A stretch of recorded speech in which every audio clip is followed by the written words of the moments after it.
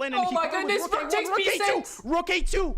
He missed it! Oh my goodness, rook takes b6 again! Rook takes b6 and it's over! We just witnessed the most utterly astonishing chess match of the entire year. We knew it would be a classic, but it did not disappoint. And just to give you a sense of how crazy this was, the entire match came down to this game. The final game of the 1+1 bullet section. The winner of this wins the Speed Chess Championship 23. So Magnus Carlsen has white and he kicks off here with e4. Hikaru goes e5. We get both knights on the board and now Magnus goes knight c3, inviting 4 knights, but Hikaru goes g6. He loves to fianchetto that bishop, loves the King's Indian. We get d4, Magnus takes the centre, Hikaru captures, the knight centralises, bishop g7, attacks it, bishop e3 defends, and now Hikaru develops, not blocking his bishop, and after queen d2 we can see Magnus's aggressive intentions. d6 played, castles queenside. Hikaru takes a timeout with pawn to h6, but the computer hates such pawn moves. You know, Magnus already has an advantage. Bishop e2, bishop e6, and he brings the rook to the centre. I mean, look at this, an absolute picture here of harmonious development. Now, why isn't Magnus taking the bishop, shattering the pawn structure? Well, he wants to go knight takes on c6. He's got a clear plan in mind, just stick a knight on d5. And that's what you want in bullet. Clear, quick plans. Put your opponent under pressure on the clock. Hikaru goes a6, takes away this square. We get f4, Magnus seizing control of that centre, and Hikaru wisely castles queenside. You don't want to walk into this pawn storm.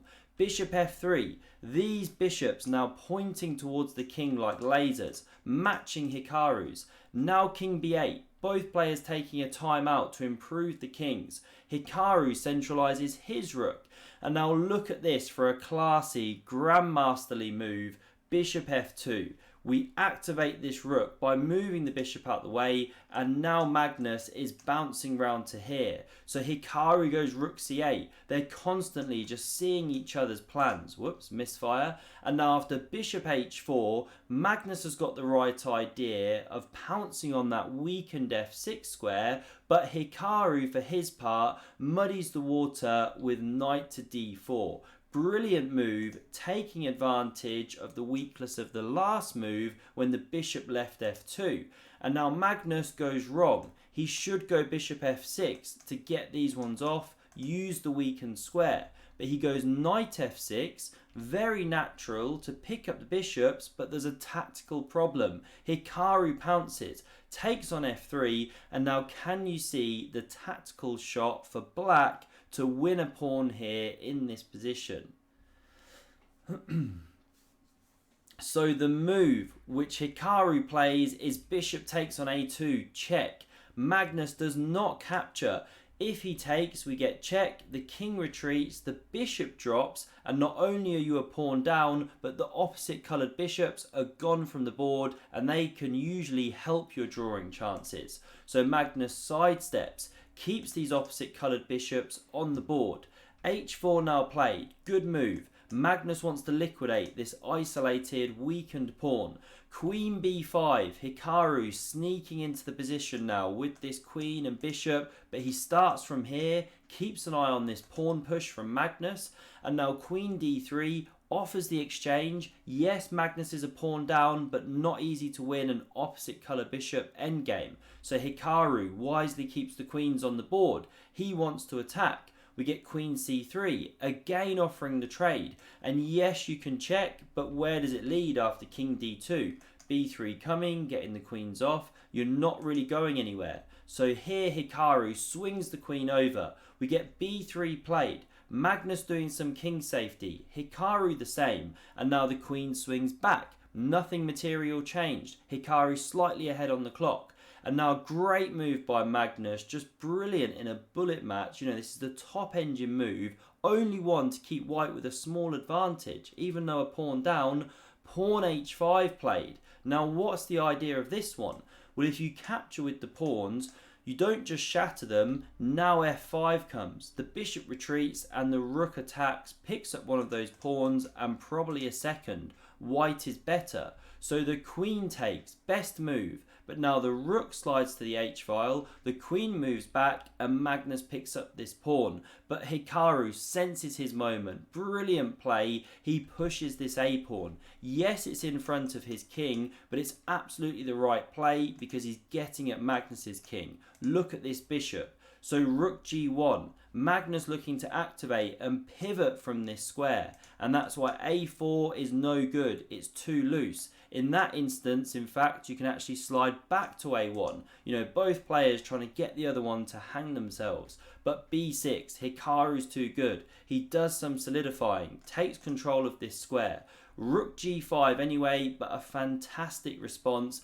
Does Hikaru move the queen? No, he pushes c5. Both of these guys absolute experts in seizing the initiative. Hikaru is going for the throat. Magnus has to retreat, start taking some defensive measures around these weakened kind of ranks. Now we get a4, the timing is correct. Rook d2 targets this pawn that was weakened with c5, but look at this for a fantastic attacking concept. Hikaru takes, pawn recaptures and king b7. Stunning move, giving up the pawn. Magnus has to take, he has to keep going forward. But now rook a8 and Hikaru is attacking Magnus's king. This is dire straits for the world number one. So Magnus, desperate for counterplay, pushes on with f5. Now Hikaru doesn't play the best move, but he does keep advantage. What was his best move here? Well, taking. Because now if the pawn recaptures, you've just opened this e-file for the rook. So there's this brilliant move, I mean, who knows if Hikaru would have found it, right? Of bishop takes on b3. Because if queen recaptures, the rook invades and it's a decisive attack with both rooks, exposed king. You're not long for this world, mate in 8 apparently. So taking here was best. But Hikaru goes queen f1, ignoring the fact this bishop's attacked. Magnus takes, what else to do? He just has to keep going forward. They're down to their seconds. And now Hikaru has 30 seconds, but he cannot help himself but play too fast and not play the best move here. So what should he do? Well, the most obvious move is actually the best in this position. Queen a1 check. Drive the king to here, then check from here. Now the computer wants to actually block with the queen, give it up, but black's clearly better there. If you run with the king, then there's check from here. No blocks with the queen, you know the rook is there. If you run to c4, then this rook drops. If you run this way, still there's check, rook dropping with check. Black is just better here. You know, you're soon going to pick up this pawn as well. So this was the way to go. Check from this square. But Hikaru just almost played too strong, too good. He set up a checkmate rather than deliver the check and run the king around the board. You know, he's planning this and mate. Now the evaluation bar there on the left has shot up because Magnus now has a move here, or two moves actually, to swing things back. You know, it's winning for him. So he could have played rook takes on b6 check. The commentator's screaming for it. The whole idea, the king captures and then the queen crashes through. The major pieces start having fun with the black king. You can even go rook d7 check and do it like that. But Carlsen goes queen c2. He covers the mate threat, you know, focused on what Hikaru is trying to do. And now again, Hikaru had a winning move, but he misses it. Can you find the move here? There's only one move for black that wins the game on the spot. Everything else, no good. So the move that Hikaru missed in time pressure is rook to a2 check. What a beautiful move. Now if the king moves, of course the queen drops, it's winning for black. Again, you can then chop here. So what if the king takes, of course? Obvious move. Well, now here's the really nice point. It's mate in 2. You check, the king comes back, and now you deliver this checkmate from the corner with the queen, and these pieces block everything in. And this was the whole point of sacrificing the rook. You cleared the a1 square for the queen to then come and sit there, deliver the checkmate. But what does Hikaru do? He brings the rook immediately. Again, preparing to shut the trap, but not actually shutting the trap. And this time, Magnus finds a breakthrough. Again, he could go with this one, but he does it even more kind of swashbucklingly. He goes rook d7 check. And after the king is driven up the board, now he crashes through on c5. This is a double rook sacrifice. 2 double exclams. The king captures, the queen crashes through, and now the king is getting the runaround not only on the light squares but now the dark squares because the bishop joins the party. And here a draw was agreed even though it's mate in 5. But here's the thing.